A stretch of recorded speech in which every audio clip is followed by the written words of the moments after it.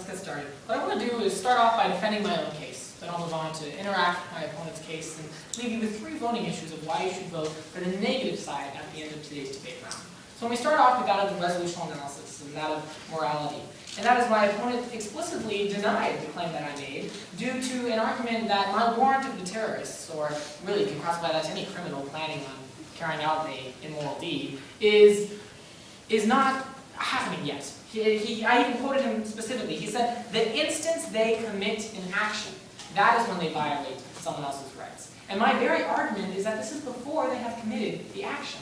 This instance of violating somebody else's rights has not taken place yet, but rather it required careful planning. And let's even just take the example of they have never done a crime before, and yet on moral inclination they decide, okay, now I'm going to commit a crime. Before that instance of action takes place, they were planning it with what?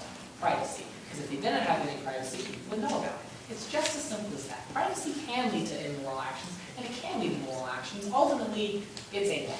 So with that understanding, let's move on to his only argument against my value of national security was that it's self-conflicting. And I would reject this entirely, mainly because his example of Hiroshima wasn't an example of national security as I defined it. It was an example of global domination. That is, national security was being valued by America because they were being attacked, their citizens were harmed, and they were responding with defensive measures. Whereas Japan was, or Hiroshima was an entirely different situation. So no, national security isn't self-conflicting. It's actually rather straightforward. After that's realized, I don't have any other arguments against national security. Rather, his arguments against my applications of Britain and that of Wei-Lun, I think you missed the point. I'm not trying to say these are current examples of privacy and value that are undervalued. I'm just providing the link. The one link is showing the priority of national security, and that can simply be agreed upon. That doesn't directly relate to the resolution. And the other is that privacy is ultimately second to national security. That isn't proving the current situation. That's just proving the link between the two. And he never responded to that. However, he did respond to South Sudan, and he argued this was proving at that time privacy was undervalued. And I would agree with him. In 1993, privacy was undervalued. But what changed? In 2011, they created the military. Now it's not. And that's exactly what I was saying. Let's look at it again. Let's look at the AISOC. Currently, things have changed. Now it's not. That's exactly what he did. And yet, he's trying to tell you that privacy is undervalued, when his whole argument against mine was that we've changed. Now things are different. So ultimately, his responses against my applications don't really measure up. Let's move on to look at his own case. The warrant I provided that the value of human dignity has to be external to the resolution, he says, no, it doesn't have to be external, and I've proved that. And I believe I did prove it. It's just simple reasoning. If you don't have an external measurement, you're going to get a logical tautology. That is, it's just going to start self-repeating itself. And you're not going to actually be able to weigh one side or the other. If both sides are the same thing, you won't get any different equalities or inequalities. There has to be something external to truly judge the resolution. So I can't comprehend how you can have a self-measuring study. The second argument was that I was trying to say that he was showing that they're the same thing, and yet he's trying to say, no, they're different. And then he showed you how privacy and human dignity aren't in the same definition. Judge, it's 2 sides of the same coin. One side's light, one side's dark. One side's privacy, one side's human dignity. And when you flip it, you can say, oh, well, it landed on the head side, or oh, it landed on the tail side. But would you judge a coin by its own diameter?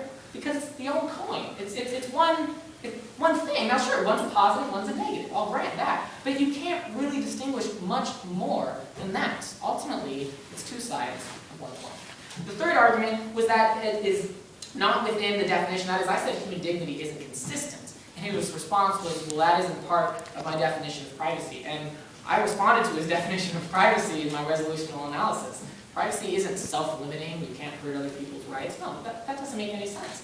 Privacy, you can hurt other people's rights. So his response that doesn't fit with my definition, I rejected his definition, and I showed you why in my resolutional analysis. The example of the pro-abortionist argument is perfect in showing how they grant humanity to the individual, but not the same level of dignity. And so my argument is that it's not consistent. So let's just move on to look at his final contentions. He says, I never responded to Griswold versus Connecticut, and I never responded to his 3 examples of Calveda, euthanasia, and slavery. I did directly respond to the slavery South Sudan example with my own application of South Sudan, and showed you how that's not currently the case. And then he admitted that privacy is currently being valued today, so we can throw that out. With euthanasia and Calveda, and even Griswold versus Connecticut, I showed showed you how these are examples of property rights. And he admitted to that. They are property rights violations. Now he's saying that conclusively means that it's also human dignity, but as I said before, if he does that, that just makes it circular. So either way, his applications aren't really proving the resolution true or false. Let me just end you with 3 voting issues. My first voting issue is if you look at the negative side, my applications have been defended. I never claimed that Britain and Walloon were examples of current. I was showing the link. But with South Sudan and the AISOC, I think my opponent's own arguments against my case showed how privacy is not undervalued currently. And my application showed that. On the other hand, when we look at his applications, what do we find? We find rights violations, not privacy being undervalued. And yet, despite the fact he says they're the same thing, that's just circular. The second reason I think you should vote for the negative side is my value is consistent. That is, this idea that it's self-defeating is really not an example of national security hurting itself, but simply other people valuing other things. My value will always judge privacy the same way, and his will not. And so for that reason, I would ask you to vote for the negative side. Thank you.